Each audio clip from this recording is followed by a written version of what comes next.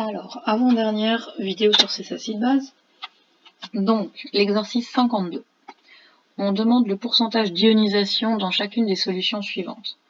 Donc, le pourcentage d'ionisation, si vous vous rappelez, c'était le pourcentage de dissociation l'année passée, c'est-à-dire que le pourcentage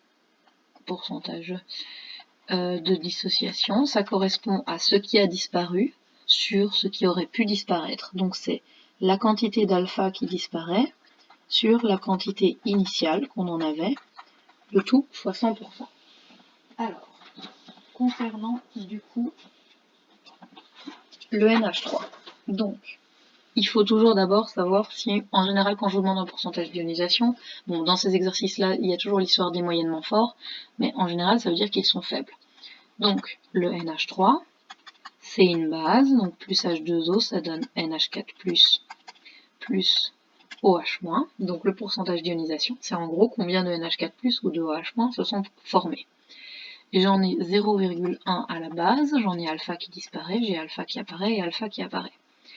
Son Kb, si je vais voir dans le tableau, il est égal à 1,8 10 exposant moins 5. Donc, ça veut dire que la concentration en OH-, qui est pour une base faible, est égale à Kb fois Cb, donc je prends la racine carrée. Autrement dit, 0,1 fois Kb, donc 1,8 10 moins 5, exposant 0,5, donc ça donne 0,001 mol par litre. Ça, c'est la quantité alpha, donc c'est même 1,3. Donc si vous l'écrivez avec plus de virgule, ça fait 1,34 10 moins 4. Pour voir d'où viennent les chiffres après. Donc ça, c'est la concentration en OH-. Le pourcentage de dissociation, c'est donc cette quantité alpha sur la quantité max qui aurait pu se dissocier. Donc je prends ce 1,34, je le divise par 0,1 et je multiplie par 100 et j'obtiens donc un pourcentage de dissociation qui est égal à 1,34%. Ça, c'est pour le A. Pour le B, on fait exactement la même chose, sauf qu'à la place de diviser par 0,01, on va diviser par 0,01, et que la concentration changeant, la valeur de mon OH- va changer aussi. Donc la valeur de mon OH-, ça va être toujours racine de Kb fois Cb, ça ne change pas, c'est toujours une base faible, mais ce sera 0,01 fois 1,8 10 moins 5,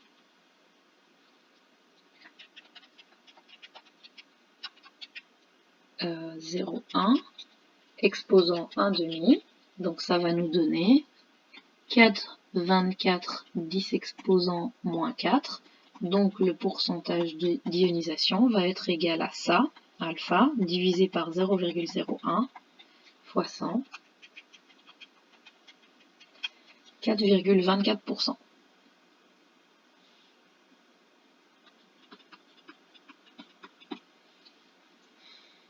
Alors, l'exercice 53, calculer le pourcentage pour chacune des solutions suivantes, et je vous ai remis les Kb à côté. Donc, c'est le même exercice. Ce sont toutes, donc, la première est une faible, la deuxième c'est plus grand que 10-4, donc on peut prendre le raccourci que c'est 100%, du coup l'exercice n'a pas beaucoup d'intérêt, vous allez me dire. Mais voilà. Donc, l'exercice A, la concentration en OH- est donc égale à racine de Kb fois Cb. Je fais donc 0,1 fois 1,1 fois 10 moins 8, exposant 0,5, donc ne l'oubliez pas, ça donne 3,316 10 exposant moins 245 mol par litre, ça c'est la concentration en OH-, donc le pourcentage d'ionisation est égal à alpha, donc ça, divisé par 0,1 fois 100, soit 0,03%.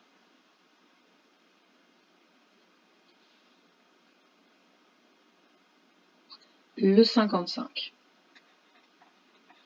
Le pH d'une solution de pyrrolidine 1 10-3 mol par litre et de 10,82, calculé Kb. Donc ça, c'est de nouveau la même chose, donc sauf que, attention, c'est un Kb qu'on veut. Donc ça veut dire que le pH nous permet de trouver la concentration en H+, qui est égale à 10 exposant moins 10,82. Et 10 exposant moins 10,82, ça donne 1,513 10-11. Mais comme je cherche un Kb, je vais partir de la formule OH- est égal à racine de Kb fois Cb. Donc c'est mieux si j'ai la concentration d'OH-. Donc il y a deux chemins pour l'obtenir, soit 10-14 divisé par ça, soit le pH étant égal à 10,82, le pOH est égal à 14 moins 10,82, donc le pOH est égal à 3,18, et donc je fais OH- est égal à 10 exposant moins 3,18, ça vous donne exactement la même chose. D'accord? Donc j'ai la concentration en OH-. La concentration en OH- est donc égale à 6,6 10-4, qui est égal à racine de Kb fois Cb. Je vais exposer au carré pour me débarrasser de la racine. J'ai donc 6,6 10 exposant moins 4 au carré. Ça donne 4,37 10 exposant moins 2, 4, 6, 7 est égal à Kb fois Cb. Cb, on le donne dans l'énoncé, 1 10-3. Donc 4,37 10-7 divisé par 1 10-3.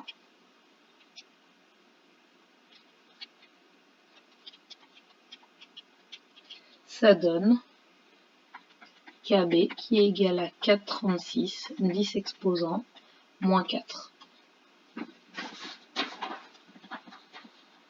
Et donc de nouveau, on tombe sur un Kb qui, avec la simplification, nous aurait dit que c'était une base forte.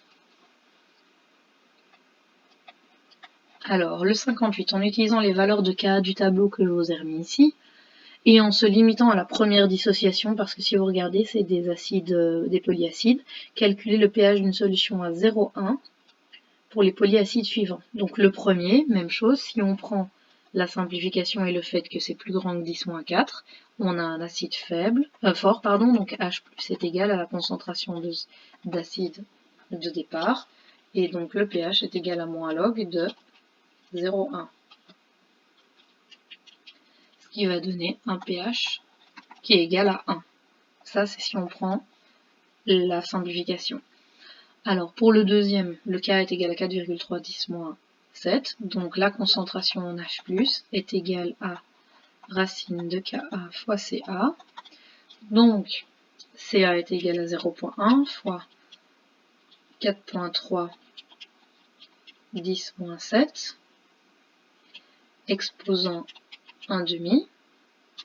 H+ est égal à 0,000207 mol par litre. Qu'est-ce qu'on veut calculer? Le pH, donc on prend moins log de ça, et on obtient un pH qui est égal à 3,68.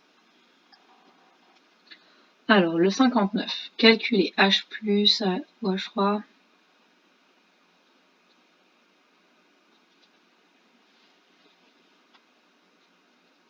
alors,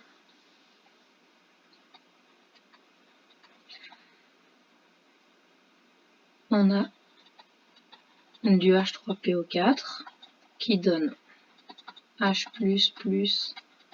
H2PO4-. Ensuite, on a H2PO4- qui donne H++ HPO4-2-.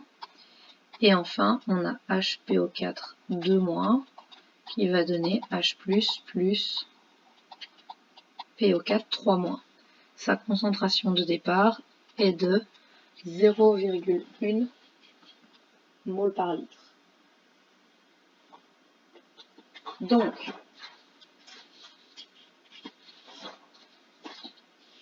si on calcule et qu'on prend les Ka et qu'on les cherche dans le tableau, on a pour H3PO4 un Ka qui est égal à, il faut aller le chercher, 7,5 10-3. Pour H2PO4-, on a un Ka qui est égal à 6,2 10-8. Et pour HPO4-2-, on a un Ka qui est égal à 1 fois 10-12. Alors forcément ici du coup on ne peut pas considérer qu'il est fort parce que sinon il n'y aurait pas du tout d'exercice. Donc la difficulté va être que vous allez devoir penser à repartir du calcul pour le deuxième de la concentration en H2PO4- qui est 0,1 de H3PO4- qui se sera transformé en H2PO4-. Donc on pourrait le faire avec un calcul d'alpha, mais tant qu'à faire, autant le faire avec les concentrations avec les formules d'acide base. Donc on va mettre un petit 1, un petit 2 et un petit 3. Pour le petit 1, on va considérer que la concentration en H+ est égale à la racine de Ka fois Ca. Parce qu'on va le considérer comme faible, sinon on dit 100% et il n'y a plus d'exercice. Donc, la concentration en H+ est égale à la racine de Ka fois Ca, soit 7,5 fois 10-3 fois 0,1 exposant 1,5. La concentration en H+ est de 0,027 mol par litre. Donc, ça veut dire que parallèlement, si cette concentration est ici, elle est également ici. Et si cette concentration est là, eh bien elle est également ici pour l'exercice 2. Donc, la concentration en H+, elle est égale à 0,027. On peut donc trouver la concentration en OH- en faisant 10-14 divisé par 0,027. La concentration en OH- est égale à 3,65 10-13. Ça, c'est pour le 1. La concentration en H3PO4 à l'équilibre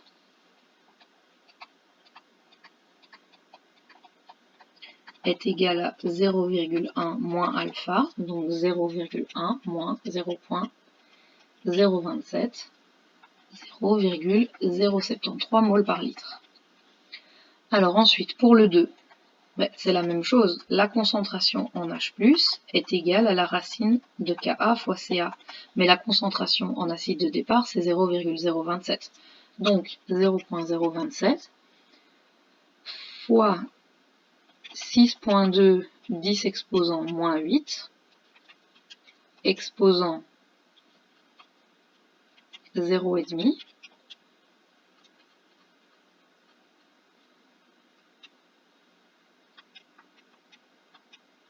Donc exposant 0,5, ça donne la concentration en H+ est de 4,0915 10 exposant moins 245. 10 exposant moins 5. Donc ça, c'est la concentration en H+, on va l'écrire en mauve, ici, 4,09 10-5, et c'est aussi 4,09 10-5 la concentration ici. Et c'est donc forcément aussi la concentration en départ que j'ai ici. Donc pour le point 3, la concentration en H+ est toujours égale à la racine de Ka fois Ca, mais avec le nouveau Ca, donc 4,9 10-5, multiplié par le Ka 1 fois 10-12. On expose tout ça à 1,5. Ça donne 6 fois 10 exposant moins 2, 4, 6, 8, 9 mol par litre. Donc ça veut dire que ici j'ai 6 fois 10 exposant moins 9 et 6 fois 10 exposant moins 9 mol par litre de PO4 3-. Alors, pour l'exercice suivant, on va redescendre les énoncés un peu parce que du coup, on a perdu plein de place.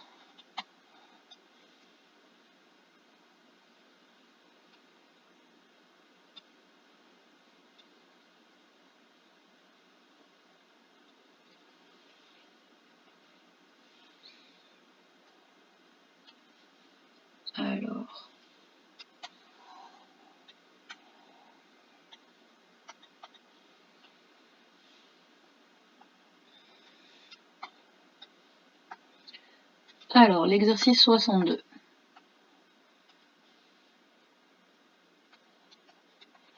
L'hydroxyde de thallium est une base forte qu'on utilise pour réaliser la synthèse de certains composés organiques. Calculez le pH d'une solution à 2,48 g par litre. Donc, TiOH, 2,48 g par litre, base forte, c'est une monobase, donc il va falloir trouver la masse molaire de Ti. C'est 48, donc ça fait 48 plus 16 plus 1. La concentration de départ est donc égale à 2,48 divisé par 48 plus 16 plus 1, soit Cb est égal à 0,038 mol par litre. Si c'est une base forte, ça veut dire que j'ai TiOH qui donne Ti++ OH- avec 0,038 mol de OH-. Donc moins log de 0,038 me donne un pOH de 1,42 et donc un pH de 14 moins ça, 12,58.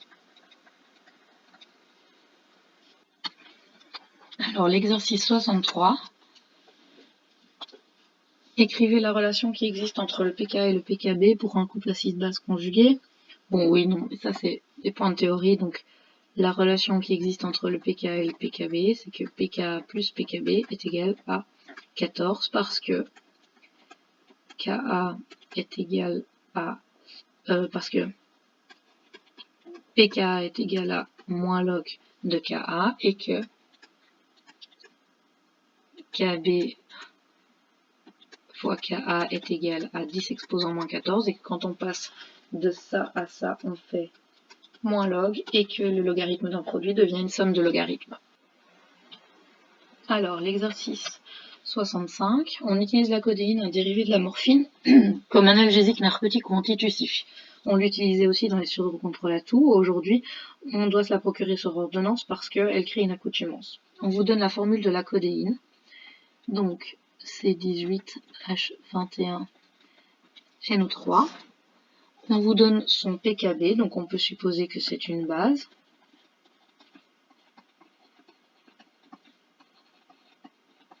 Qui prend un H+, et on vous donne le pKb. Alors, le pKb, pour obtenir le Kb, c'est 10 exposant moins 6,05.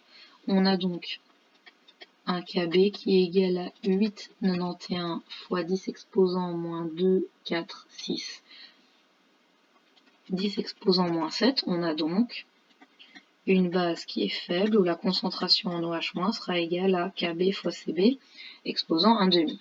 Pour ça, il faut trouver Cb. On nous dit que dans 10 ml, on met 5 mg, donc 5, 10 exposant moins 3 g.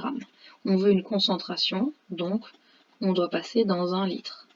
Ça donne donc 0,5 g.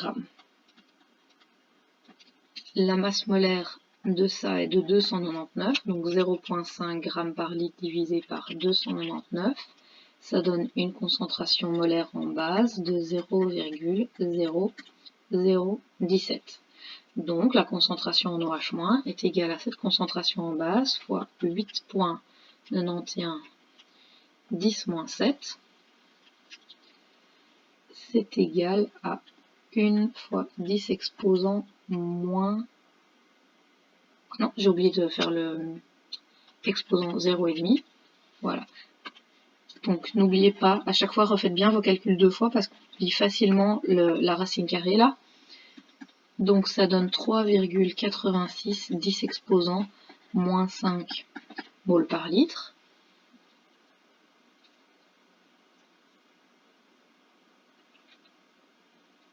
Alors on cherche le pH, donc moins log de ça, ça nous donne un pOH de 4,41. Et 14 moins ça, ça nous donne un pH de 9,59. Ça, c'était le 65.